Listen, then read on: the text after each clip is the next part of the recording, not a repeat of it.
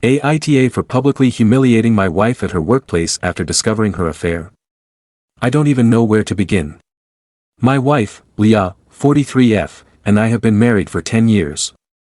We have 2 beautiful children, our 5-year-old son and our 2-year-old daughter. I thought we were happy, or at least, I thought we were trying. But 4 weeks ago, my entire life came crashing down. I, 46M, started to notice when she was glued to her phone more than usual. Leah has always been private, but this was different. She'd smile at her screen, then immediately lock it when I walked into the room. One night, after she fell asleep, I couldn't resist. I checked her phone. What I found still makes me sick to my stomach. There were messages with a coworker, Eric, 48M, going back years. Explicit texts. Photos. Promises of love. Even references to secret trips they'd taken while I was at home with the kids, believing she was working late. My heart was racing, my hands trembling. I confronted her the next morning. At first, she denied it, said I was misunderstanding. But when I read her the messages out loud, her face crumbled. She admitted it. She said it started 4 years ago, long before our youngest was born. She tried to justify it, you were distant, we were struggling. But nothing could excuse this. I started digging deeper. I followed her to work one day, needing to see it for myself. Sure enough, after her shift, she walked out arm in arm with Eric. They didn't even try to hide it. They got into his car and drove off. I followed them to a restaurant where they sat like a happy couple, laughing, holding hands. It broke me. But what shattered me completely was when I learned they'd built their own life together. They'd been renting an apartment near work, a place where she'd go when she was working overtime. I saw them go inside, watching them from my car parking on the streets, a few blocks away. I checked on them for about 4 nights, and they had the same routine. That's when I snapped. I packed all of her belongings, everything she owned, into the back of my car and drove to her workplace the next morning after spying on them. I know I did wrong. When she walked out, I dumped everything right there on the sidewalk in front of her and her coworkers. I told her she wasn't coming home. Since then, I filed for divorce and am fighting for the full custody of the kids. She's begging me to forgive her, saying she doesn't want to lose the family we built. But how can I? Friends and family keep asking me if I regret how I handled it, publicly humiliating her, kicking her out without notice. I do. She tore our family apart, and the least she could do is face some accountability, but I can't help but feel like the bad guy for how I acted.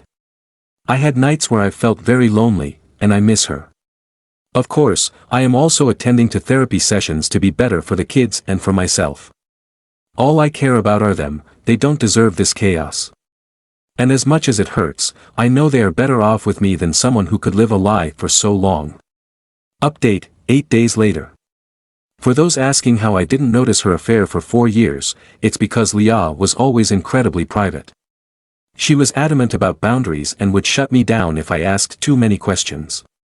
She handled the rent, utilities, and her own expenses, while I covered groceries, the kids' school costs, internet, water, and anything extra. She claimed it was fair since we both worked, and I didn't push because I trusted her and didn't want to create unnecessary conflict. Looking back, I can see how I missed the signs, but at the time, I didn't think questioning her was necessary. After finding out about her affair, I had DNA tests done for both kids. My son is biologically mine, but my daughter isn't. That was a tough pill to swallow, but it didn't change anything for me. I've been her father in every way that matters, and I love her like my own. I believe the person who raises a child is their real parent, and no court is going to convince me otherwise. Right now, I'm in the middle of the legal process. The divorce itself hasn't been finalized yet, but I've made it clear that I'm fighting for full custody of both kids. I've explained to the court why I believe Leah isn't fit to have primary custody. Her betrayal wasn't just a personal one, it shows a complete disregard for the stability and well-being of our family. The court process is slow, and so far, we've only had preliminary hearings. I've provided evidence of her infidelity and the double life she led, and I've asked for a full psychological evaluation for both of us to ensure the best decision is made for the kids. I'm also working on showing the court that I've been the primary caregiver emotionally and financially. My lawyer has told me it's a tough battle, especially since courts often lean toward joint custody, but I'm not backing down.